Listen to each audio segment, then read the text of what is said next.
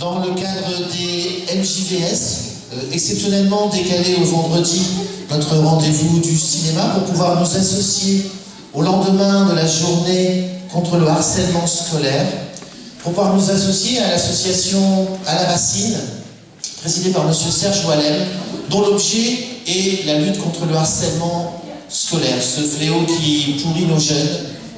Ça va être le sujet de ce soir. Il va y avoir d'abord une projection, ensuite un débat avec l'intervention d'Amy, ainsi que de Gardien Daru qui va vous présenter une chanson dont il a écrit les paroles et dont la thématique est le harcèlement scolaire.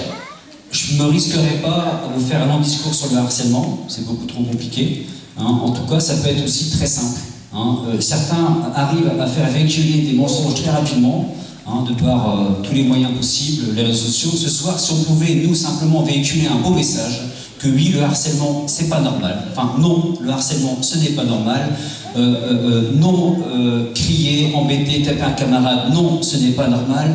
Et quand on est victime de harcèlement, non, ce n'est pas normal. Simplement, faites véhiculer ce message, que la soirée serve à quelque chose quand même. Tout simplement, non, le harcèlement, on en a marre, et non, ce n'est pas normal. Sans prétention aucune, mais avec détermination, avec soutien, nous allons venir en aide aux enfants harcelés, à leurs familles, afin qu'ils ne se sentent plus jamais seuls. Et pour ce faire, nous avons besoin de toutes les bonnes volontés, nous avons besoin de vous. Alors n'hésitez pas à adhérer à notre association et à nous aider à rendre le sourire aux enfants harcelés et à guérir leur chagrin, éviter le pire pour eux. Merci.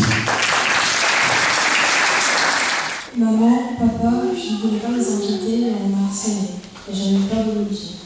Mes camarades me frappaient, m'insultaient, et quand je rentrais, ça continuait. Sur Snapchat, Instagram, Facebook, j'y passais tous les jours. Selon eux, je ne méritais pas de vivre et ils ont raison. Je décide de vous faire une aide pour vous dire que ce n'est pas de votre faute et que je vous aime. J'aurais aimé vous en parler, mais j'avais peur d'eux. Quand j'essayais de me faire des amis, on me poussait et on me crachait dessus. J'étais souvent seule et les garçons profitaient pour me toucher. Chaque soir, je me mutilais et me brûlais avec des cigarettes après les avoir fumées. Et pour tout cacher, je mettais des pulls. Mais aujourd'hui, je décide de mettre fin à cette souffrance en mettant fin à ma vie. Je vous aime, adieu. Souffrance, silence, différence, peur, menteur, meneur, cliché, difficulté, pas de pitié, pas de quartier, scarification, méditation, discrimination, confrontation, abomination. Tels sont les mots qui entourent ce fléau. Qu'est-ce que le harcèlement, mot dur à entendre par les parents? Axel, Liana, Diego, Luna, Nathan, Enzo et moi-même, ce slam va se terminer par ces mots qu'il ne faut pas oublier. Non harcèlement. Non harcèlement. Ils se moquent toujours de moi, de mes vêtements, de ma taille, de mes cheveux.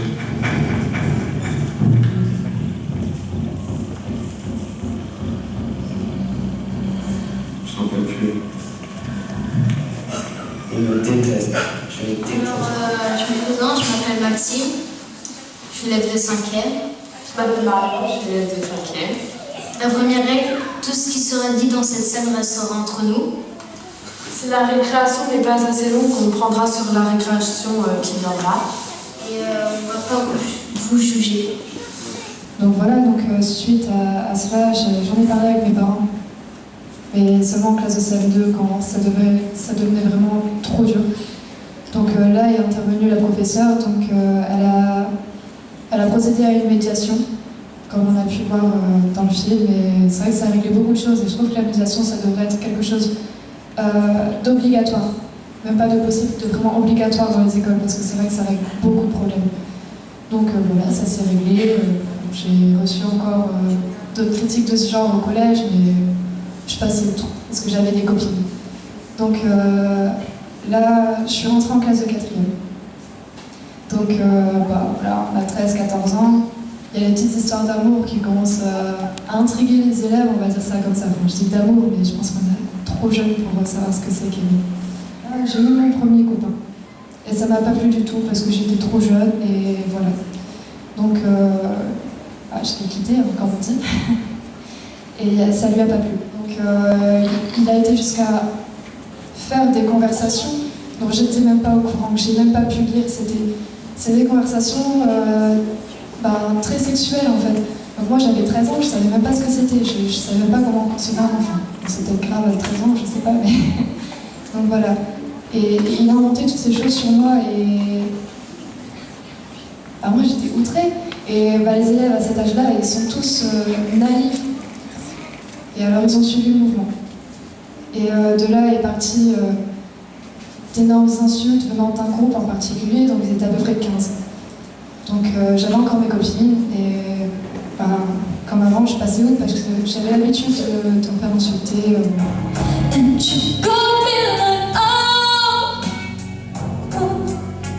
What you want from them? What you want from me? And I'm trying to know what you advise to. Baby, you got me like I'm on. La souffrance intérieure est difficile à exprimer. Un enfant harcelé aura peur de divulguer dès le primaire. Les complications se feront sentir dans la classe, dans la cour, n'importe où on le voit venir. De plus en plus d'enfants se font harceler à l'école. Le silence est le réflexe pour faire passer ces bestioles. Pour les parents, les mots sont de voir son enfant s'envoler. Ils sont loin de se douter que les problèmes ont commencé. La raison pour laquelle vous avez organisé cette soirée? Cette soirée, parce qu'on a créé notre association en fait depuis le mois de juin. Oui. Donc on a fait une petite fête de l'été et on s'est aperçu qu'il y avait pas mal de monde qui était touché par ce problème. On est un peu déçu parce qu'il n'y a pas énormément de monde ce soir, mais on va faire bouger les consciences. D'accord. Je pense. Oui. Et le harcèlement, d'une manière ou d'une autre, il faut en parler. Si on n'en parle pas, ça ne bougera pas. Donc, ce qu'on veut, nous, association, c'est justement montrer aux enfants que s'ils en parlent, eh ben, ils sont à moitié sauvés. Ok. Oui. Et l'autre moitié, vous avez une idée de quelle manière justement il va falloir des lois.